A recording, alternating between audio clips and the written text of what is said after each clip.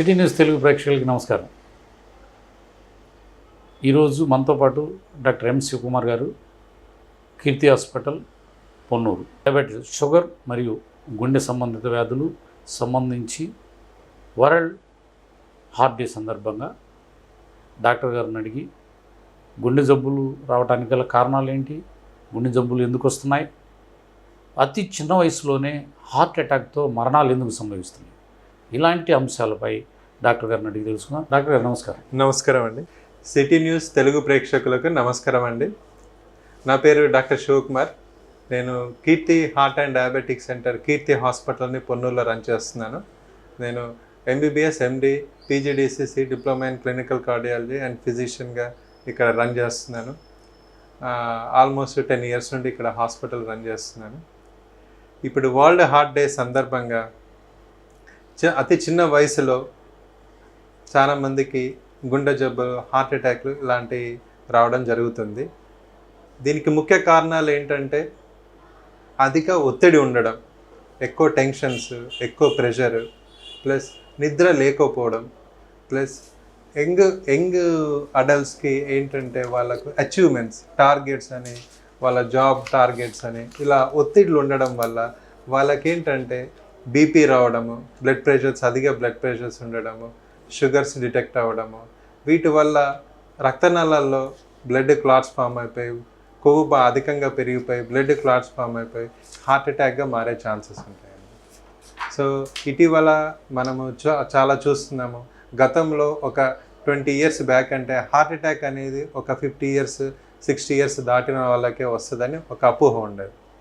But present generation ఏంటంటే అతి చిన్న వయసులోనే వాళ్ళు జాబ్ స్ట్రెస్, లేకపోతేనేమో వాళ్ళ వర్క్ స్ట్రెస్ కానీ, నిద్ర సరిగ్గా లేకపోవడం వల్ల కానీ, ఇలాంటి వాళ్ళలో మనం హార్ట్ అటాక్ అనేది చూడడం జరుగుతుంది. మానసిక ఒత్తిడి ఈ కారణంగా ఎక్కువగా హార్ట్ అటాక్ వస్తుంది. ఇది ఇప్పుడు పొన్నూరు ప్రాంతం అంతా చుట్టుపక్కల కొంచెం పల్లెటూరు వాతావరణం, ఆ అట్మాస్ఫియర్ ఉండదు. ఎక్కువగా అందరూ శారీరక శ్రమ చేస్తూ ఉంటారు.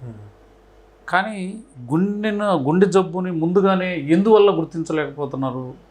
చాలామంది ఏంటంటే గుండె జబ్బు ప్రతి ఒక్కరికి లక్షణాలు ఎలా వస్తాయి అంటే, ఈ గుండె జబ్బు లక్షణాలు ఛాతీలో నొప్పి రావడము.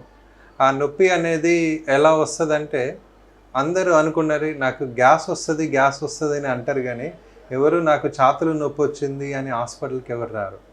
సో చాలామంది గ్యాస్ నొప్పి అని ఇంటి దగ్గరనే చిన్న చిన్న మందులు వాడి అలా టైంను అలా వృధా చేస్తారనమాట. సో యాక్చువల్లీ ఈ ఛాతీలో నొప్పి అనేది చాలామందికి, కొంతమందికి తెలియదు ఎలా వస్తుంది.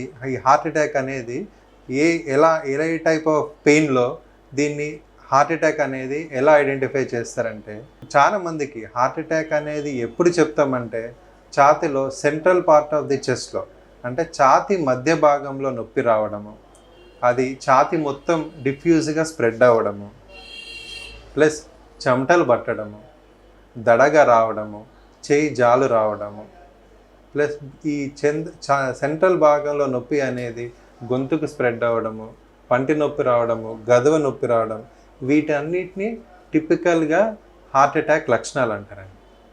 ఎవరైనా నాకు ఛాతీలో నొప్పి వస్తుంది అంటే వేలు చూపించి ఛాతీ దగ్గర ఇక్కడ నాకు నొప్పి వస్తుంది అంటే అది హార్ట్ అటాక్ సంబంధించింది కాదు. వాళ్ళు ఛాతీలో నొప్పి అనేది హార్ట్ అటాక్ సంబంధించిన నొప్పి అనేది ఎలా చెప్తారంటే, చెయ్యి ఇట్లా 5 వేళ్ళతో నాకు ఇక్కడ బరువుగా ఉందండి, పిసికేస్తున్నందు ఉండండి, నాకు ఇక్కడ స్ప్రెడ్ అవుతుందండి నొప్పి, నాకు వీపు వైపు కూడా స్ప్రెడ్ అవుతుంది అని ఇలాంటి లక్షణాలు చెప్తారు.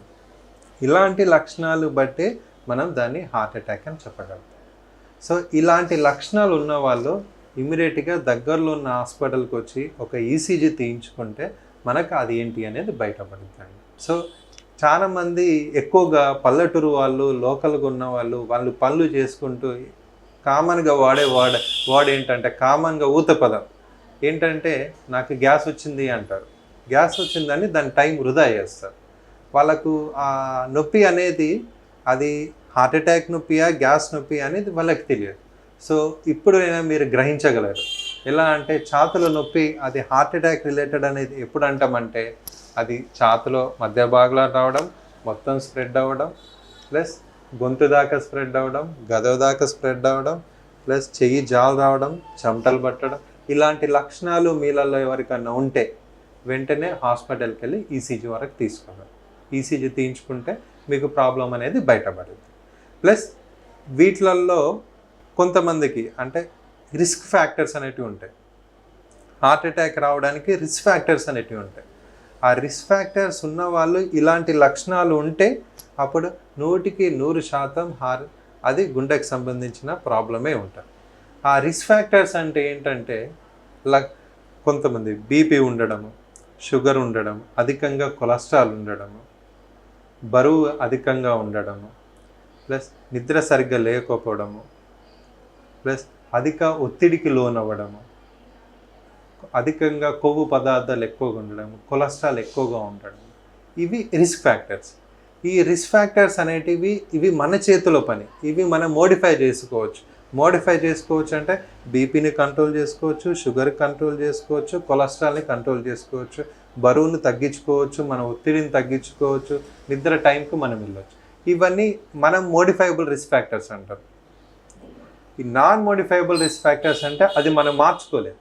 ఇప్పుడు హార్ట్ అటాక్ అనేది రిస్క్ ఫ్యాక్టర్స్ వల్ల, చాలా మందికి రిస్క్ ఫ్యాక్టర్స్ వల్లనే వస్తుంది. మార్చుకోలేని రిస్క్ ఫ్యాక్టర్స్ ఏంటంటే వయసు ఒకటి. వయసు పెరిగిన కొద్దీ హార్ట్ అటాక్ వచ్చే ఛాన్సెస్ ఉంటాయి. ప్లస్ ఫ్యామిలీ హిస్టరీలో జెనెటిక్స్ హెరిడిటీ ద్వారా కూడా జన్యు లోపాల వల్ల కూడా వచ్చే ఛాన్సెస్ ఉంటాయి. ప్లస్ మన భారతదేశంలో అధిక మందికి కంపేర్ టు అదర్ కంట్రీస్ కన్నా భారతదేశంలో ఎక్కువ మందికి హార్ట్ అటాక్ వచ్చే ఛాన్సెస్ ఉన్నాయి ఇటీవల జరిగిన స్టడీస్లో. సో ఈ మూడు రిస్క్ ఫ్యాక్టర్స్, ఏజ్, వయసు ఒకటి, ప్లస్ జన్యు లోపాల వల్ల, ప్లస్ మన భారతీయుల వల్ల, ప్లస్ అందులో కూడా ఎక్కువగా మగవాళ్ళకే ఎక్కువగా శాతం ఉంటుంది హార్ట్ అటాక్ వచ్చేసి కంపేర్ టు ఆడవాళ్ళకన్నా. సో ఈ రిస్క్ ఫ్యాక్టర్స్ అనేటివి దీన్ని మనం మోడిఫై చేయలేము. అంటే ఇది మన చేతిలో పని కాదు. ఇవి వచ్చిన వాళ్ళు, ఈ ఫ్యామిలీ హిస్టరీలో ప్రాబ్లమ్స్ ఉన్న వాళ్ళు జాగ్రత్తలు తీసుకోవాలి. దీన్ని నాన్ మోడిఫైబుల్ రిస్క్ ఫ్యాక్టర్స్ అంటారు. మోడిఫైబుల్ రిస్క్ ఫ్యాక్టర్స్ అంటే నేను చెప్పినవి బీపీ, షుగరు, ప్లస్ కొలెస్ట్రాల్ ఉండడం, బరువు పెరగడం, ఇవి ప్లస్ నిద్ర సరిగ్గా లేకపోవడము, ప్లస్ అధిక ఒత్తిడి ఉండడం, ఇవి రిస్క్ ఫ్యాక్టర్స్ అన్నమాట. సో ఈ రిస్క్ ఫ్యాక్టర్స్ ఉన్న వాళ్ళు ఇలా ఛాతీలో నొప్పి వచ్చినప్పుడు వాళ్ళు ఇమీడియట్గా హాస్పిటల్ రీచ్ అవ్వాలి.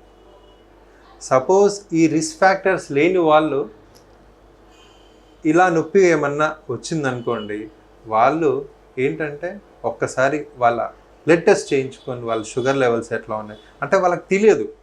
మేము ఎంతసేపు వాళ్ళు ఏమనుకుంటారంటే మేము పని చేసుకున్న వాళ్ళమండి, మాకేముంటాయండి అంటారు. బట్ ఈ పని చేసుకున్న వాళ్ళు పల్లెటూరుల వాళ్ళు ఎలా అంటే వాళ్ళు ఎంతగా పని చేస్తారో అంతగా తినేస్తారు. ఆహారం అనేది అంతగా తీసుకుంటారు. అంటే కార్బోహైడ్రేట్ డైట్ అంటే రైస్ అధికంగా తీసుకుంటారు. వైట్ రైస్ మన ముఖ్యంగా మన ఆంధ్ర, తెలంగాణ, తమిళనాడు, సౌత్ జోన్లో అధికంగా రైస్ తీసుకోవడం వల్ల ఈ షుగర్ వ్యాధులు అనేటివి బయటపడతాయి. దానివల్ల ఈ గుండెపోటు అనేది రావడం జరుగుతుంది. డాక్టర్ గారు ఇప్పుడు చెప్పారు మీరు గ్రామీణ ప్రాంతాల్లో, పట్టణ ప్రాంతాల్లో ఎక్కువగా మన ఇండియన్ కల్చర్లో వైట్ రైస్ తీసుకోవటం వల్ల సాధారణంగా బీపీ, షుగర్ ఉన్న వాళ్ళకి ఎక్కువగా గుండె జబ్బుల అవకాశం ఉందా? దానికి ఉన్న సంబంధం ఏంటి?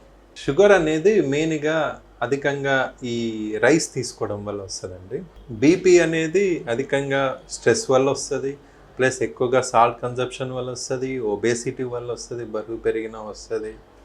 సో ఈ బీపీ, షుగర్ వల్ల హార్ట్ అటాక్స్ వస్తాయి. ఈ అధికంగా రైస్ తీసుకోవడం వల్ల షుగర్స్ వచ్చి షుగర్ ద్వారా నుండి హార్ట్ అటాక్స్ వచ్చే ఛాన్సెస్ ఉంటాయి. సో ఈ బీపీ, షుగర్ ఉన్న వాళ్ళు రెగ్యులర్గా వాళ్ళు చెకప్ చేసుకుంటూ, సో వాళ్ళు ఏంటంటే వాళ్ళు అధికంగా రెగ్యులర్గా వాళ్ళు పనులు చేసుకుంటూ వెళ్తూ ఉంటారు. వాళ్ళు ఏంటంటే ఈ చిన్న చిన్న వచ్చే సిమ్టమ్స్, లక్షణాలు వాళ్ళు నెగ్లెక్ట్ చేస్తారు. ఎప్పుడైతే అది తీవ్రత కొంచెం సివియారిటీ పెరిగిందో అప్పుడు వాళ్ళు రియలైజ్ అయ్యి డాక్టర్ని అప్రోచ్ అవ్వడం జరుగుతుంది.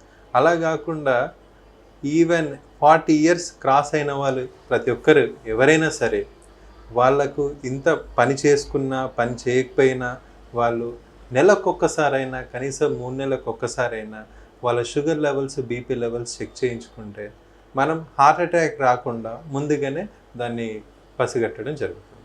ఇప్పుడు చిన్న వయసులోనే బీపీ షుగర్ బారిన పడుతున్నారట. ఈ బీపీ షుగరు గుండె జబ్బులు రావడానికి బీపీ ఉండేవాళ్ళకి కానీ షుగర్ ఉండేవాళ్ళకి ఎక్కువగా వచ్చే అవకాశాలు ఉన్నాయి. అంటే ఎక్కువగా బీపీ షుగర్ ఉన్న వాళ్ళకి వచ్చే ఛాన్సెస్ ఉన్నాయి, అది కంట్రోల్ లేకపోతే వచ్చే ఛాన్సెస్ ఉన్నాయి. సో నార్మల్గా బీపీ ఉండాల్సింది 120/80 ఉండాలి. అది సపోజ్ బీపీ అది కంట్రోల్ లేకుండా వాళ్ళు రెగ్యులర్ మెడికేషన్లో లేకుండా రెగ్యులర్గా ట్యాబ్లెట్స్ యూస్ చేయకుండా అది 200, 150, 160, 170, 200 అలా కన్సిస్టెన్సీగా బీపీ హైలో ఉందనుకోండి వాళ్ళకు వచ్చే ఛాన్సెస్ ఉంటాయి. యాక్చువల్లీ ఈ హార్ట్ అటాక్ అనేది ఎలా అంటే హార్ట్ అటాక్కి రావడానికి కారణాలు ఏంటంటే మొదటిగా ఈ హార్ట్కు రక్తనాళాలు ఉంటాయండి. ఈ రక్తనాళాల్లో బ్లాక్ అయితే మనకు హార్ట్ అటాక్ అనేది వస్తుంది. సో ఈ బీపీ పెరిగింది అనుకోండి ఈ రక్తనాళాల్లో బ్లాకులు తయారై వెంటనే హార్ట్ అటాక్ రావడం జరుగుతుంది. సో ఈ హార్ట్కు గల రక్తనాళాల్లో కుడివైపు ఏమో ఒక రక్తనాళం ఉంటుంది, ఎడమవైపు ఏమో 2 రక్తనాళాలు ఉంటాయి. సో ఈ బీపీ షుగర్ ఒకేసారి ప్రెషర్ షూటప్ అయిందనుకోండి ఈ రక్తనాళాల్లో వెంటనే క్లాట్స్ ఫామ్ అయిపోయి 100% బ్లాక్ తయారై వాళ్ళకి ఛాతీల నొప్పి ఇలా బయటపడి లక్షణాలు బయటపడి వెంటనే ప్రమాదాలు జరిగే ఛాన్సెస్ ఉంటాయి. రక్తనాళాలు బ్లాక్ అవటం వల్ల హార్ట్ అటాక్ వస్తుంది. కానీ ఒక్కొక్కసారి మనం సడన్గా ఈ రక్తనాళాలు బ్లాక్ అవడంతో ఎమర్జెన్సీగా హాస్పిటల్కి తీసుకొస్తారు. మనిషి మాట్లాడని పరిస్థితుల్లో కోమాలోకి అసలు ఏం చెప్పలేదు. ఇలాంటప్పుడు హార్ట్ అటాక్ లేదా బ్రెయిన్ స్ట్రోక్కి హార్ట్ స్ట్రోక్కి 2 డిఫరెన్స్ ఏంటి? ఏ రక్తనాళాలు బ్లాక్ అయితే బ్రెయిన్ స్ట్రోక్ వస్తుంది, ఎలాంటి లక్షణాలు హార్ట్ స్ట్రోక్ వస్తుంది? ఈ హార్ట్ స్ట్రోక్ అనేది ఇప్పుడు మీరు అన్నట్టు పేషెంట్ కోమటోస్ స్టేజ్లో ఉన్నారు. వాళ్ళు ఎలా అంటే ఇప్పుడు నేను చెప్పాను కదండి ఇందాక హార్ట్ అటాక్ అంటే ఛాతీల నొప్పి రావడం చెమటలు పట్టడం. కొంతమందికి ఏమవుతుందంటే హార్ట్ అటాక్ సివియారిటీ స్టేజ్లో కొంతమందికి సడన్గా బీపీ డౌన్ అయిపోయి పల్స్ డౌన్ అయిపోయి కొలాప్స్డ్ స్టేజ్లో వస్తారు, అన్కాన్షియస్లో వస్తారు. వాళ్ళకి ఇమ్మీడియట్గా మనం ఒక ఈసీజీ తీస్తే జస్ట్ మానిటర్లో కానీ చెస్ట్ లీడ్స్ పెట్టి మానిటర్ చూసినా ఈసీజీ చూసినా మనకు అందులో హార్ట్ అటాక్ అనేది బయటపడుతుంది. సపోజ్ దాన్ని మా ఈసీజీ బట్టి మనం చెప్పగలుగుతాం. ప్లస్ అది హార్ట్ ఎంత పర్సంటేజ్ డ్యామేజ్ అయింది అనేది హార్ట్ పంపింగ్ అనేది ఎంత పర్సంటేజ్ ఉందని తెలుసుకోవడానికి మనము 2D ఎకో అంటారు, ఆ స్కానింగ్ అనేది చేయగలుగుతాం. అదేదో బ్రెయిన్ స్ట్రోక్ అనుకోండి పేషెంట్ కొలాప్స్ అయి వచ్చినప్పుడు మనం తనకి ఐ ప్యూపుల్ రిఫ్లెక్స్ చూస్తాం, అంటే ఐ ఓపెనింగ్ ఎట్లా ఉంది, మూమెంట్స్ రిఫ్లెక్సెస్ ఎట్లా ఉన్నాయి ఇవి చూసి రిఫ్లెక్సెస్ బట్టి ప్లస్ అండ్ తన ఐ ప్యూపుల్స్ రియాక్షన్స్ బట్టి కొన్ని మూమెంట్స్ బట్టి మనం అది హార్ట్ స్ట్రోకా బ్రెయిన్ స్ట్రోక్ అనేది చెప్పగలుగుతాం. ఇప్పుడు suppose brain stroke heart stroke అనేది అక్కడ ఉన్న డాక్టర్లు కానీ వీళ్ళు గమనించలేరు. దానికి స్పెషలిస్ట్ డాక్టర్ అతను గుండె నొప్పిగా ఉంది, గుండె నొప్పి అంటున్నాడు. మీ దగ్గరికి ఏ టైంలోపు వస్తే అతను ప్రాణాపాయ స్థితి నుండి బయటపడగలరు? ఇప్పుడు ఈ హార్ట్ అటాక్ వచ్చిన వాళ్ళు ఛాతీలో నొప్పి వచ్చిన వాళ్ళు అది టిపికల్గా హార్ట్ రిస్క్ ఫ్యాక్టర్స్ ఉండి ఛాతీలో నొప్పి వచ్చి హాస్పిటల్కి వితిన్ 6 hours లోపు వాళ్ళు హాస్పిటల్కి రీచ్ అయితే ఆ 6 hours గోల్డెన్ అవర్స్ అంటారు. ఆ గోల్డెన్ అవర్ పీరియడ్లో వాళ్ళు వస్తే దానికి కావాల్సిన క్లాట్ని అనేటిని క్లియర్ చేయాల్సిన ఇంజెక్షన్ అనేది దొరుకుతుంది, అవైలబిలిటీలో ఉంటాయండి. ఇప్పుడు గవర్నమెంట్ కూడా ఇంట్రొడ్యూస్ చేసింది స్టెమీ ప్రోగ్రామ్ అని గవర్నమెంట్ కూడా ఇంట్రొడ్యూస్ చేసింది. ప్రతి కమ్యూనిటీ హెల్త్ సెంటర్లో ఈ స్టెమీ ప్రోగ్రామ్ ద్వారా ఇంజెక్షన్స్ అవైలబిలిటీ చేశారు. ఈవెన్ ప్రైవేట్ హాస్పిటల్స్లో కూడా ప్రతి పెరిఫెరీ సెంటర్స్లో కూడా ప్రైవేట్ హాస్పిటల్ ఇంజెక్షన్స్ అవైలబిలిటీలో ఉన్నాయి. సో హార్ట్ అటాక్ వచ్చిన మొదటి 6 గంటల్లో ఎవరైతే రీచ్ అవుతారో వాళ్ళకు ఈ ఇంజెక్షన్ చేయడం వల్ల ఉపయోగాలు ఏంటంటే బ్లడ్ క్లాట్ అనేది కొంతవరకు క్లియర్ చేయగలుగుతారు. ప్లస్ హార్ట్ మజిల్ ఎక్కువ శాతం డ్యామేజ్ కాకుండా, మెయిన్గా హార్ట్ మజిల్ డ్యామేజ్ అయితే ఏమవుతుందంటే వాళ్ళు లైఫ్ లాంగ్ వాళ్ళ పంపింగ్ పర్సంటేజ్ అనేది 65 to 75 దాకా ఉండాల్సింది 30-40 ఉందనుకోండి లైఫ్ లాంగ్ వాళ్ళు ఆయాసంతో బాధపడాల్సి వస్తుంది. సపోజ్ వాళ్ళు ఎర్లీగా రీచ్ అయ్యారనుకోండి, ఈ ఇంజెక్షన్ ద్వారా హార్ట్ మజిల్ని మనం సేవ్ చేయగలం. హార్ట్ మజిల్ని సేవ్ చేస్తే వాళ్ళు ఎర్లీగా వాళ్ళ క్వాలిటీ ఆఫ్ లైఫ్ ఇంప్రూవ్ అవుతుంది. అంటే క్వాలిటీ ఆఫ్ లైఫ్ అంటే ఎర్లీగా వాళ్ళు ఈ జబ్బు నుండి బయటికి కోలుకొని వెంటనే వాళ్ళు జాబ్కి వెళ్ళిపోవచ్చు, వాళ్ళ యాక్టివిటీస్ రొటీన్స్ యాక్టివిటీస్ చేసుకోవచ్చు. సపోజ్ డిలే అయిందనుకోండి, 2 hours తర్వాత 24 hours తర్వాత వచ్చారనుకోండి, ఆల్రెడీ మజిల్ డ్యామేజ్ అవుద్ది కాబట్టి వాళ్ళ పంపింగ్ పర్సంటేజ్ తగ్గి వాళ్ళు నార్మల్ పర్సన్ లాగా అధికంగా నడవలేరు, అధికంగా ఫిజికల్ యాక్టివిటీ చేయలేరు, వాళ్ళ క్వాలిటీ ఆఫ్ లైఫ్ తగ్గిపోతుంది. సో అందుకనే హార్ట్ స్ట్రోక్ వచ్చిన వాళ్ళు మొదటి 6 గంటల లోపు హాస్పిటల్కి రీచ్ అవుతే ఆ మొదటి 6 గంటల్ని గోల్డెన్ అవర్ అంటారండి. ఆ గోల్డెన్ అవర్లో వస్తే దగ్గరలో ఉన్న హాస్పిటల్కి రీచ్ అవుతే దానికి కావాల్సిన ఇంజెక్షన్ అనేది ఇమీడియట్గా ఇవ్వడం జరుగుతుంది. ఇది heart stroke. Suppose brain stroke అనుకోండి, బ్రెయిన్ స్ట్రోక్ లక్షణాలు కాలు చేయి చచ్చుబడిపోవడము, లేకపోతే మాట సరిగ్గా నంగిగా రావడము, మూతి వంకర పోవడము, ఇలాంటి లక్షణాలు ఉన్న వాళ్ళు ఎవరైతే ఉన్నారో వాళ్ళు ఇమీడియట్గా హాస్పిటల్లోకి రీచ్ అవుతే మొదటి 3 గంటల్లో అయితే వాళ్ళు రీచ్ అవుతే వాళ్ళకు ఆ క్లాట్ అనేది క్లియర్ చేసే ఇంజెక్షన్ ఉంటుంది. దాన్ని కూడా గోల్డెన్ అవర్ అంటారు. బ్రెయిన్ స్ట్రోక్ అయితేనేమో మొదటి 3 గంటల లోపు అయితే మనము సేవ్ చేయగలుగుతాము. హార్ట్ స్ట్రోక్ అయితేనేమో మొదటి 6 గంటలు అయితే సేవ్ చేయగలుగుతాం. చూస్తూ ఉంటాం ఇటీవల కాలంలో క్రీడాకారులు జిమ్ చేస్తున్నవాళ్ళు, చాలామంది సినిమా యాక్టర్లు కూడా చాలా హెల్తీగా ఉంటారు, ఆరోగ్యంగా ఉంటారు, జిమ్కి వెళ్ళి వచ్చారు, సడన్గా హార్ట్ స్ట్రోక్ వచ్చిందన్నమాట. ఎందుచేత ఎక్సర్సైజ్ చేస్తున్నాడు, ఆరోగ్యంగానే ఉండాలి. ఇప్పుడు మీరు చెప్పారు పొద్దున్నే దినచర్య బాగుండాలి, మనం సరిగ్గా నిద్ర, అన్నీ బాగానే ఉన్నాయి, కానీ చూస్తూ కంటి ముందు చనిపోతాడు. ఎక్కువగా ఇది 40 పైన వచ్చే వాళ్ళకంటే 35 నుంచి 45 లోపు ఎక్కువ జరుగుతుంది. ఇప్పుడు జరిగే సంఘటనల్లో 35 నుండి 45 సంవత్సరాల వయసు వాళ్ళకి కొంతమంది ఈ యంగ్ అడల్ట్స్ ఏంటంటే వాళ్ళు ఫిజికల్ యాక్టివిటీ, వాళ్ళ మజిల్ గ్రోత్ పెంచాలని, ఫిజిక్గా ఉండాలని, 6 ప్యాక్స్ అని ఇలా చేస్తూ ఎక్సెసివ్గా ఫిజికల్ యాక్టివిటీ చేయడం జరుగుతుంది. సో వీళ్ళు ఏంటంటే ప్రయర్ టు ఇనిషియేషన్ అంటే ఈ ఎక్సర్సైజ్, ఈ ఫిజికల్ యాక్టివిటీ చేసే ముందు వాళ్ళు ఒక్కసారి హెల్త్ చెకప్ చేసుకొని ఒక్కసారి వాళ్ళ హెల్త్ స్టేటస్ ఎలా ఉంది, వాళ్ళ బీపీ లెవెల్ ఎలా ఉన్నాయి, షుగర్ లెవెల్స్ ఎలా ఉన్నాయి, కొలెస్ట్రాల్ లెవెల్స్ ఎలా ఉన్నాయి, వాళ్ళకి ఇంకేమైనా రిస్క్ ఫ్యాక్టర్స్ ఉన్నాయా, అవన్నీ చెక్ చేసుకొని ఫిజికల్ యాక్టివిటీ స్టార్ట్ చేస్తే ఇలాంటి సంఘటనలు రాకుండా ఉంటాయి. ఈ మధ్యలో గమనించే ఇన్సిడెంట్స్లో ఏంటంటే వీళ్ళు ఫిజికల్ యాక్టివిటీ అధికంగా చేస్తున్నారు, దాంతోపాటు వాళ్ళ డైట్ కంట్రోల్ లేదండి. ఎక్సెసివ్గా ప్రోటీన్ డైట్ కన్జంప్షను, ఎక్సెసివ్గా ప్లస్ కొంతమంది సిగరెట్స్, స్మోకింగ్ ఎక్కువ చేయడము, ఇవి మెయిన్ ప్రాబ్లం.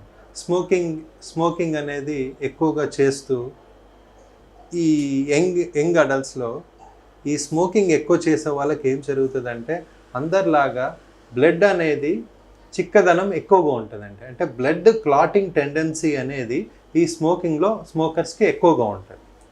సో ఈ స్మోకర్స్లో, ఈ యంగ్ అడల్ట్స్లో ఎక్కువగా స్మోక్ చేసే వాళ్ళు ఎక్కువగా ఈ బ్లడ్ క్లాట్ ఎర్లీగా ఫామ్ అయిపోయి రక్తనాళాలు బ్లాక్ అయిపోయి హార్ట్ అటాక్ రావడం జరుగుతుంది. ఈ మద్యపానం, అది ఆల్కహాల్ మీరు చెప్పారు, ఇప్పుడు స్మోకింగ్ చేసేవాళ్ళు, అట్లాగే పాన్ పరా, గుట్కా, ఇలాంటి వాళ్ళకి సాధారణ వ్యక్తులకి గుండె జబ్బులు వచ్చే ఛాన్స్ ఎవరికి ఎక్కువగా ఉంటుంది? డెఫినెట్గా ఎక్కువ మంది ఈ అలవాట్లు ఉన్న వాళ్ళకి ఎక్కువగా ఉంటాయి. అంటే స్మోక్ చేసే వాళ్ళకి కానీ, ఆల్కహాల్ తీసుకునే వాళ్ళకి కానీ, కైని గుట్కాలు తినే వాళ్ళకు, వీళ్ళకు అధిక శాతం వచ్చే హార్ట్ అటాక్ వచ్చే ఛాన్సెస్ ఎక్కువగా ఉంటాయి. వీటితో పాటు వీళ్ళను మనం నార్మల్ పర్సన్స్ని కంపేర్ చేస్తే వీళ్ళకి ఎక్కువ శాతం ఛాన్సెస్ ఉంటాయి. ఈ స్మోకింగ్, ఆల్కహాల్, గుట్కా తినే వాళ్ళకి ప్లస్ స్ట్రెస్ ఉన్న వాళ్ళకి కంపేర్ చేస్తే స్ట్రెస్ ఉన్న వాళ్ళకి ఎక్కువగా హార్ట్ అటాక్ వచ్చే ఛాన్సెస్ ఉన్నాయని కొన్ని స్టడీస్లో బయటపడింది. మనం ఒక 100% ఈ రిస్క్ ఫ్యాక్టర్స్ అన్నిటిని 100% తీసుకుంటే 50%, 50% మంది స్మోకింగ్, ఆల్కహాల్ ఈ వైపు ఉంటే మిగతా 50% మంది స్ట్రెస్లో, ఒత్తిడికి లోనవుతున్నారు. సో ఆ ఒత్తిడి లోనవడం వల్లనే అధికంగా హార్ట్ అటాక్స్ రావడం జరుగుతుంది అని స్టడీస్లో తెలుస్తుంది. మహిళలు 24 గంటలు ఇంట్లో కష్టపడుతుంటారు, పద్దాకి ఇంట్లో పని చేస్తుంటారు. నేను ఈ పని చేస్తున్నాను, మా ఆయన బయటికి వెళ్తాడు, డబ్బు సంపాదిస్తాడు, నేను ఇంట్లో ఉంటాను, పద్దాక ఇంటి పని, వంట పని, ఊపిరాడని పనిలో ఉంటాను. కానీ 24 గంటల పని చేస్తున్నప్పటికీ మహిళల్లో కూడా గుండె జబ్బులు వచ్చే అవకాశం ఉందా? వాళ్ళకి ఎక్కువ శాతం ఉందా, పురుషుల్లో ఎక్కువ శాతం ఉందా? లేదు, మహిళల్లో ఎక్కువ శాతం రావడానికి అవకాశాలు ఉన్నాయి. లేకపోతే వాళ్ళ ఇదే కాకుండా వాళ్ళు కూడా వ్యాయామం లాంటివి చేయాలా వీటితో పాటు? డెఫినెట్గా ఇప్పుడు మన కొన్ని రీసెంట్ స్టడీస్లో ఏంటంటే మగవాళ్ళ, ఆడవాళ్ళల్లో మగవాళ్ళకే అధికంగా గుండెపోటు వచ్చే ఛాన్సెస్ ఉన్నాయని స్టడీస్లో ఉందండి. ప్లస్ ఈ ఆడవాళ్ళల్లో మార్నింగ్ నుండి నైట్ వరకు వాళ్ళు పని చేస్తారు, ఇంట్లో అన్నీ చాకరీ చేస్తారు, అన్నీ చేస్తారు. కాకపోతే వాళ్ళు ఏంటంటే వాళ్ళు చేసేది ఏంటంటే వాళ్ళు ఎక్కువగా ఎమోషనల్ స్ట్రెస్లో ఇన్వాల్వ్ అవుతారు. ఆ స్ట్రెస్ వల్లనే అధికంగా జబ్బులు వస్తాయి. నేను చెప్పాను కదండి, స్మోకింగ్, ఆల్కహాల్ ఇవన్నీ ఎక్కువగా కొలెస్ట్రాల్ ఉండడం అనేది ఒక 50% ఉంటాయి. మిగతా 50% అంతా స్ట్రెస్. 100% ఈవెంట్లో 50% మొత్తం స్ట్రెస్. సో ఈ స్ట్రెస్లో ఉన్న వాళ్ళకి ఎక్కువగా వచ్చే ఛాన్సెస్. వాళ్ళు రెగ్యులర్గా పని చేసినా కూడా ఆ స్ట్రెస్లో వాళ్ళకు వచ్చే ఛాన్సెస్ ఉంటాయి. మహిళలు రోజువారీ పనులతో పాటు మగవాళ్ళతో పాటు సమానంగా వ్యాయామాల్లో పాల్గొన్న వాళ్ళకి వచ్చే ఛాన్స్ తక్కువ ఉంటుందా, లేకపోతే రెగ్యులర్గా పనిచేసే వాళ్ళకి ఎక్కువ ఉంటుంది? ఈ పని చేయడం అనేది నాట్ ఏ ఫిజికల్ యాక్టివిటీ అండి, ఇది స్ట్రెస్తో కూడిన పని. ఫిజికల్ యాక్టివిటీ అంటే ఏంటంటే డైలీ రొటీన్గా 40 minutes 1 hour daily 40 minutes walking చేయాలి. అది ఎలా ఉండాలి అంటే వాకింగ్ చేసేటప్పుడు టెన్షన్స్ ఉండకూడదు, పీస్ఫుల్గా నిదానంగా ఏం ఆలోచన లేకుండా రిలాక్స్గా వాకింగ్ చేసుకుంటున్నాం. అప్పుడు అది ఎఫెక్ట్ ఉంటుంది. ఇప్పుడు వీళ్ళు చేసే పని ఏంటంటే అన్ని టెన్షన్స్, పని అయిపోవాలా తొందర, తర్వాత పని ఏంటి, పిల్లల్ని స్కూల్ నుండి తీసుకురావాలి, వాళ్ళకి లంచ్ క్యారేజ్ పెట్టించాలి, మళ్ళీ ఇంట్లో పనులు చేసుకోవాలి, బయట పనులు చేసుకోవాలి, పన్నమ్మాయిరాలు, ఇవన్నీ స్ట్రెస్తో రిలేటెడ్, మానసికంగా ఒత్తిడి. వీటి వల్ల వచ్చే ఛాన్స్. వాళ్ళు ఇంట్లో పని చేసినా కూడా దాన్ని ఫిజికల్ యాక్టివిటీ అనరు, దాని యాక్టివిటీ అన్నారు. ఏది యాక్టివిటీ అంటే ఒక్కసారి బయటకు వచ్చి ఒక 40 minutes వాకింగ్ చేసి సరదాగా ఏం ఆలోచన లేకుండా అందరితో కలిసి మాట్లాడుతూ కమ్యూనికేషన్ పెంచుకుంటూ ఒక్కసారైనా నవ్వడం, స్ట్రెస్ ఫ్రీ, ఇవి మనకు స్ట్రెస్ ఫ్రీ అనమాట. వీటి వల్ల ఇవి చేస్తే మోస్ట్లీ మనం జబ్బులను అవాయిడ్ చేయవచ్చు. ఇప్పుడు డాక్టర్, పిల్లలు, మహిళలు, పెద్దవాళ్ళు ఎక్కువగా చిన్నపిల్లలు ఏజ్ అంటే పుట్టిన పిల్లల దగ్గర నుంచి ఒక ఏజ్ దాకా చిన్నపిల్లల్లో వచ్చే గుండె జబ్బులు ఏ విధంగా ఉంటాయి, వాటిని గుర్తించడం ఎలా?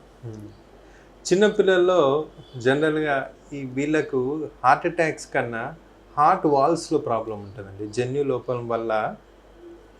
లోపాల వల్ల ఏంటంటే హార్ట్ వాల్స్లో హోల్స్ పడడము, మ్యాన్రికం వల్ల. సో ఈ హార్ట్స్లో హోల్స్ ఉన్న వాళ్ళు ఏంటంటే పుట్టుకతోనే కొంతమంది ఎలా మనం ఐడెంటిఫై చేయలేం వాళ్ళు. సో అదే ఎలా ఐడెంటిఫై చేస్తామంటే వాళ్ళు సరిగ్గా పాలు తీసుకోకపోవడము, బ్రెస్ట్ ఫీడింగ్ సరిగ్గా తీసుకోకపోవడము, ఎక్కువగా ఆ డొక్కలు ఎగిరేయడము, ఇలాంటి లక్షణాలు బట్టి వెయిట్ లాస్ అవ్వడం, వెయిట్ పెరగకపోవడము, ఈ వెయిట్ పెరగకపోవడము, సరిగ్గా పాలు సరిగ్గా తీసుకోకపోవడము, డొక్కలు ఎక్కువగా ఎగిరేయడము, వీటి బట్టి మనము ఒక్కసారి వాళ్ళకు గుండె స్కానింగ్ చేయిస్తే వాల్స్ అనేవి ఏమైనా హార్ట్లో హోల్స్ ఏమైనా ఉన్నాయని ఎర్లీగా ఐడెంటిఫై చేసి దాని తగ్గట్టు మన ట్రీట్మెంట్. ఏఎస్డి ఎక్కువగా ఈ ఏఎస్డి ఉన్న వాళ్ళకి చిన్నతనంలోనే గుర్తిస్తారు. కొంచెం ఆర్థికంగా కొంచెం ఎడ్యుకేటెడ్ పర్సన్స్ పిల్లల యొక్క ప్రవర్తన బట్టి గుర్తించే అవకాశం ఎక్కువ ఉంటుంది. ఎందుకంటే టౌన్లో హాస్పిటల్స్ ఉంటాయి. అంటే కొంతమంది గ్రామీణ ప్రాంతాల్లో పిల్లలు తగ్గిపోయి ఆహారం తీసుకోకపోయినా అంతరాలు వేసి ఆంచనలు వేసి ఒక 5-6 నెలల పాటు ఇలా కాలక్షేపం చేస్తుంటారు. అది సరిగ్గా గుర్తించరు. ఎక్కువ కాలం గుర్తించకపోవడం వల్ల ఈ విఎస్డి ఏఎస్డి ఇలాంటి సమస్యలు ఉన్న వాళ్ళకి ఏమైనా ప్రమాదం జరిగే అవకాశాలు ఉన్నాయా? లేకపోతే డాక్టర్ గారికి చూపిస్తే ముందు ముందు వీళ్ళకి అది క్లోజర్ అయ్యే అవకాశం ఉందా? సర్జరీలో ఎలాంటి మార్పులు వచ్చినాయి? యాక్చువల్లీ ఇప్పుడు ఈ ఏఎస్డి అనేది ఏంటంటే పిల్లల్లో ఐడెంటిఫై అవ్వకుండా 40-50 సంవత్సరాల వాళ్ళకు కూడా వాళ్ళు బ్రతికేస్తారు ఏఎస్డి అని. సో వాళ్ళకి ఎప్పుడు బయటపడుతుంది అంటే వాళ్ళు ఎక్కువగా బరువులు మోసేటప్పుడు కానీ, ఎక్కువగా రన్నింగ్ చేసేటప్పుడు, ఎక్కువగా వాకింగ్ చేసేటప్పుడు కానీ, వాళ్ళకి ఆయాసం ఫీల్ అయినప్పుడు నా బాడీలో ఏదో డిఫరెన్స్ తెలుస్తుంది అని అప్పుడు వాళ్ళు వెళ్ళి చెకప్ చేస్తారు, అప్పుడు బయటపడచ్చు. విఎస్డి అనేది ఏంటంటే వాళ్ళ పిల్లల్లోనే వాళ్ళకు ఎర్లీగా వితిన్ 10 years లోపే 5 to 10 years లోపే వాళ్ళకి ఐడెంటిఫై చేసి వాళ్ళే చెప్తారు, నాకు స్కూల్కి బ్యాగ్ నేను మోయలేకపోతున్నాను, ఆహారం సరిగ్గా నేను తీసుకోలేకపోతున్నాను, బాబు సరిగ్గా గ్రోత్ ఉండట్లేదు, సరిగ్గా జలుబు తరచూ దగ్గు జలుబు చేస్తుంది అని, ఇట్లాంటి ఇన్ఫెక్షన్స్ రిపీటెడ్ ఇన్ఫెక్షన్స్ రావడం ఇవి చూసి డాక్టర్ని కన్సల్ట్ చేస్తే వాళ్ళు జస్ట్ స్టెత్ పెడితే వాళ్ళు ఆ మర్మర్ అనేది ఐడెంటిఫై చేసి ఎక్కువ స్కాన్ చేస్తారు. సో విఎస్డి అనేది వెంటనే కరెక్షన్ చేస్తే, వెంటనే దానికి సర్జికల్ కరెక్షన్ చేస్తే విఎస్డికి వాళ్ళ life span quality of life బాగుంటుంది. అదేదో ఏఎస్డి అనుకోండి, అది 40-50 years డిటెక్ట్ అయితే అప్పుడే చాలా మట్టుకు డ్యామేజ్ జరుగుతుంది. సో అప్పుడు ఏఎస్డి క్లోజర్ చేసినా కూడా వాళ్ళ క్వాలిటీ ఆఫ్ లైఫ్ 100% నార్మల్గా ఉంటుందని చెప్పలేము. సో ఏదైనా అదే నేను చెప్తున్నాను, ఏదైనా వన్స్ మనము ఒక 30-40 years క్రాస్ అయిన తర్వాత రెగ్యులర్ చెకప్స్ ఉంటే ఇలాంటి కంజనైటల్ హార్ట్ డిసీజ్ అంటారు ఏఎస్డి విఎస్డి ఎర్లీగా, ఏఎస్డి అనేది ఎర్లీగా ఐడెంటిఫై చేయగలుగుతాం, హార్ట్ అటాక్స్ కూడా ఎర్లీగా ఐడెంటిఫై చేయగలుగుతాం, కిడ్నీ ప్రాబ్లమ్స్ కూడా ఎర్లీగా ఐడెంటిఫై చేయగలుగుతాం, ఏమైనా బ్రెయిన్ స్ట్రోక్స్ వచ్చినా కూడా వచ్చే ఛాన్సెస్ ఉన్నా కూడా ఎర్లీగా ఐడెంటిఫై. మ్యాసివ్ అటాక్ ఇటీవల ఎక్కువగా మ్యాసివ్ అటాక్స్ కొన్ని చోట్ల జరుగుతున్నాయి. అంటే పొద్దున్నే లెగుస్తారు లేదా అర్ధరాత్రి లెగుస్తారు, దొడ్లోకి టాయిలెట్స్కి వెళ్ళిపోతారు, టాయిలెట్లో ఉన్న మనిషి అలాగే ఆగిపోతున్నారు. ఏంటంటే ఇటీవల సినిమా యాక్టర్లు కూడా కొంతమందిని మీరు గమనించి ఉంటారు, సినిమా యాక్టర్లు కొంచెం ఈ మ్యాసివ్ అటాక్ రావడానికి కారణాలు ఏంటి? ఈ మ్యాసివ్ హార్ట్ అటాక్ అనేది ఏంటంటే మొదట్లో మనం చెప్పుకున్నాం, గుండెకి 3 రక్తనాళాలు ఉంటాయండి. ఎడం వైపు 2 రక్తనాళాలు ఉంటాయి, కుడివైపు 1 రక్తనాళం ఉంటుంది. వీటన్నిటికీ 3 రక్తనాళాలకి మెయిన్గా ఒక బ్రాంచ్ ఉంటుంది, మెయిన్ స్టెమ్ ఒకటి ఉంటుంది.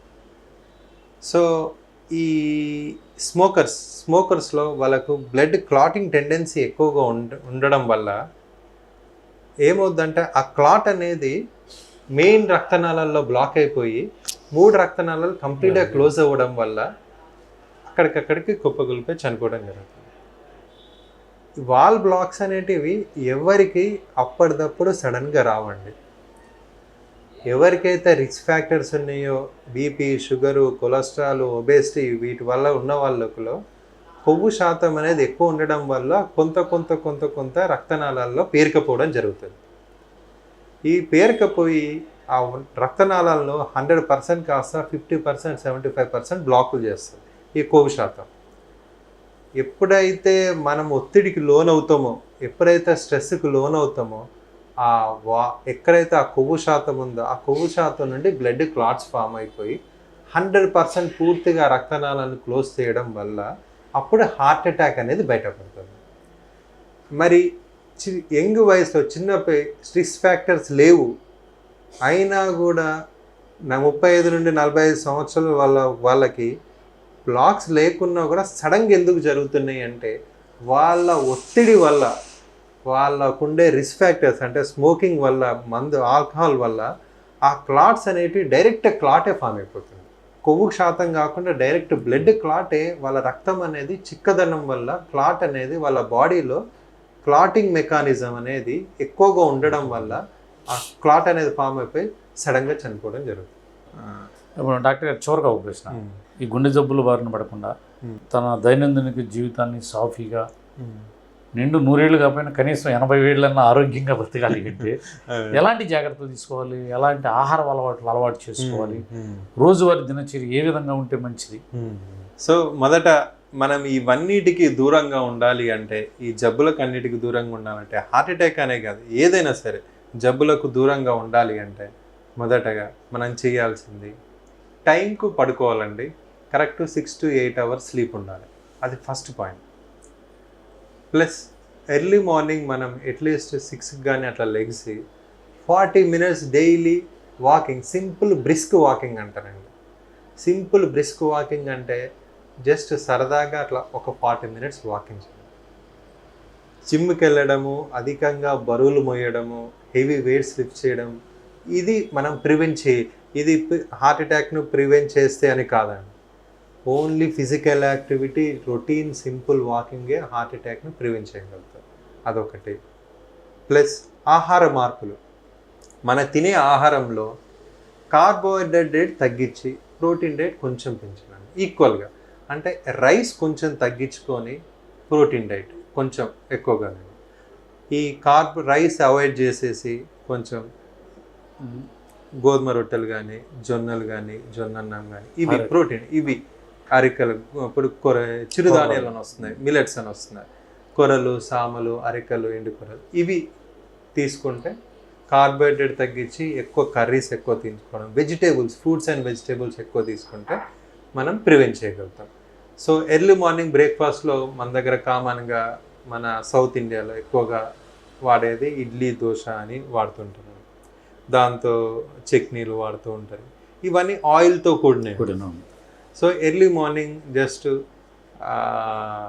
మిల్లెట్స్ కానీ, లేకపోతేనేమో డ్రై ఫ్రూట్స్ కానీ, లేకపోతేనే ఓట్స్ కానీ, లేకపోతేనే స్కిమ్డ్ మిల్క్, అంటే మిల్క్లో ఏంటంటే అధిక కొవ్వు శాతం మిల్క్ను కాకుండా ఫ్యాట్ లేని మిల్క్, స్కిమ్డ్ మిల్క్స్ అంటారు, అవి తీసుకుంటే కొంచెం మనం ప్రివెంట్ చేయగలుగుతాం. ప్లస్ మధ్యాహ్నం రైస్ బదులు కొంచెం రైస్, ఒక కప్ రైస్ తీసుకుంటే సరిపోతుంది. రాత్రిపూట మ్యాక్సిమం బై 7 కల్లా డిన్నర్ క్లోజ్ చేసి, 6 to 7 మధ్యలో డిన్నర్ క్లోజ్ చేస్తే అప్పుడు మనకు ఈ జబ్బులు రాకుండా ఉంటాయి. ఇప్పుడు వచ్చే కొన్ని స్టడీస్లో ఇంటర్మీడియట్ మీల్స్ అంటారండి, ఇంటర్మీడియట్ ఫాస్టింగ్ మీల్స్ అంటారు. సో నైట్ టైము ఫుడ్ కానీ ఏదైనా అవాయిడ్ చేస్తే మ్యాక్సిమం వాళ్ళు ఆరోగ్యంగా జీవిస్తున్నారు. ఎవరైతే నైట్ టైం డైట్ కన్జ్యూమ్ చేస్తున్నారో వాళ్ళకు బాగా రిస్క్ ఫ్యాక్టర్స్ వస్తాయి. So maximum better night time food avoid చేస్తే లైట్గా ఫుడ్ తీసుకోండి, ఏదన్నా జస్ట్ లైట్గా ఫ్రూట్స్ తీసుకోవడం, జస్ట్ కుక్డ్ వెజిటేబుల్స్ తీసుకోవడం, ఇలా తీసుకుంటే మ్యాక్సిమం వాళ్ళకి రిస్క్ ఫ్యాక్టర్స్ కావాలి. So daily physical activity 40 minutes, carbohydrate తగ్గించడం, బై 6 కల్లా నైట్ 6 to 7 కల్లా నైట్ డిన్నర్ క్లోజ్ చేయడం. ప్లస్ నైట్ టైము ఇప్పుడు వచ్చే జనరేషన్లో మొబైల్ చూసుకుంటూ, టీవీ చూసుకుంటూ పడుకోవడం కాకుండా కరెక్ట్ 10 కల్లా, 9:30, 10 కల్లా పడుకొని ఎర్లీ మార్నింగ్ 5 కల్లా లెగిస్తే మీ లైఫ్ స్పాన్ చాలా బాగుంటుంది. ముఖ్యంగా ఈ డయాబెటీస్ అనేది అవాయిడ్ చేయగలరు. ఇప్పుడు ప్రజెంట్ ఉన్న స్ట్రెస్కి, ప్రజెంట్ ఉన్న డైట్కి చాలా మందికి డయాబెటీస్ అనేది డిటెక్ట్ అవుతుంది. సో ఈ డయాబెటీస్ అనేది అవాయిడ్ చేస్తే వాళ్ళకి లైఫ్ స్పాన్ అనేది 80-90 years దాకా పెరుగుతుంది. వన్స్ డయాబెటీస్ డిటెక్ట్ అయితే వాళ్ళ లైఫ్ అనేది 50-60కి పడిపోతుంది. So diabetes is most dangerous right. చివరిగా ఈ సిటీ న్యూస్ తెలుగు ప్రేక్షకులకు నేను చెప్పదలుచుకుంది ఏంటంటే, ఎర్లీ మార్నింగ్ 5-6 కల్లా లెగిసి రొటీన్ ఫిజికల్ యాక్టివిటీ ఒక 40 minutes అయినా వాకింగ్ చేయండి. దాంతోపాటు మీ డైట్ కంట్రోల్ చేసుకోండి. దాంతోపాటు ఈ మానసిక ఒత్తిడి నుండి బయటకు వచ్చి స్ట్రెస్ ఫ్రీ లైఫ్ ఉండండి. రోజుకు ఒక్కసారైనా మీరు మీ ఫ్యామిలీతో స్పెండ్ చేసి కొంచెం వాళ్ళతో డిస్కషన్ పెట్టుకొని ఈ నవ్వడం అనేది హ్యాబిట్ చేసుకోండి. నవ్వుతే ఏమవుతుందంటే మనకు చాలా స్ట్రెస్ ఫ్రీ అవుతుందండి. దాంతోపాటు ఈ నైట్ టైం మ్యాక్సిమం బై 6-7 కల్లా డిన్నర్ క్లోజ్ చేసేసి ఎర్లీగా పడుకోవడంతో చేయండి. దీనివల్ల మనము మ్యాక్సిమం గుండె జబ్బే కాదు, కిడ్నీ సమస్యలు కూడా, ప్లస్ బ్రెయిన్ స్ట్రోక్ సంబంధించినవి కూడా దూరంగా ఉండవచ్చు. వీటి ప్రమాదానికి గురి కాకుండా దూరంగా ఉండొచ్చు. మీరు ఆరోగ్యంగా ఉండాలని కోరుకుంటూ కీర్తి హాస్పిటల్ పొన్నూరు నుండి నేను డాక్టర్ శివకుమార్ నండి, ఫిజిషియన్ అండ్ కార్డియాలజిస్ట్. గత 10 సంవత్సరాల నుండి గుండె జబ్బుకు సంబంధించిన వ్యాధుల గురించి ఇక్కడ ట్రీట్మెంట్ ఇవ్వడం జరిగింది. ఆల్మోస్ట్ గుండెపోటుకు సంబంధించిన ప్రమాదపడిన ఆల్మోస్ట్ 1000 మెంబర్స్కి మనం ఇక్కడ హార్ట్ అటాక్ గోల్డెన్ అవర్లో రావడం, గోల్డెన్ అవర్లో వచ్చిన పేషెంట్స్కి, మొదటి 6 గంటల్లో వచ్చిన పేషెంట్స్కి ఇక్కడ ట్రీట్మెంట్ ఇవ్వడం జరిగింది. వాళ్ళని తర్వాత హయ్యర్ సెంటర్స్ పంపించి యాంజియోగ్రామ్, స్టంట్స్ అట్లా చేయడం కూడా జరిగిందండి. ఇక్కడ ఈ హాస్పిటల్ 24 అవర్స్ పొన్నూరు చుట్టుపక్కల ఉన్న ప్రజలందరికీ నేను చెప్పదలుచుకున్నది ఏంటంటే 24 అవర్స్ 24/7 మన హాస్పిటల్ సర్వీసెస్ ఉంటాయండి. సో ఇన్ కేస్ మీరేమన్నా రిస్క్ ఫ్యాక్టర్స్ ఉండి, అంటే బీపీ, షుగర్ ఇవ్వంటుండి, నేను చెప్పిన ఛాతీలో నొప్పి వచ్చిన లక్షణాలు మీ దగ్గర మీకు అట్లా అనిపిస్తే వెంటనే హాస్పిటల్కి వచ్చి ఒక్కసారి కన్సల్ట్ చేయండి. మేము 24 అవర్స్ మీకు సర్వీస్ చేయగలుగుతాము. అండ్ ఎర్లీగా ట్రీట్మెంట్ ఇవ్వడం వల్ల మీకు జబ్బు తీవ్రత నుండి ముందే బయటపడడం జరుగుతుంది. Thank you so much. Doctor Shivakumar, Ponnuru Keerthi hospital.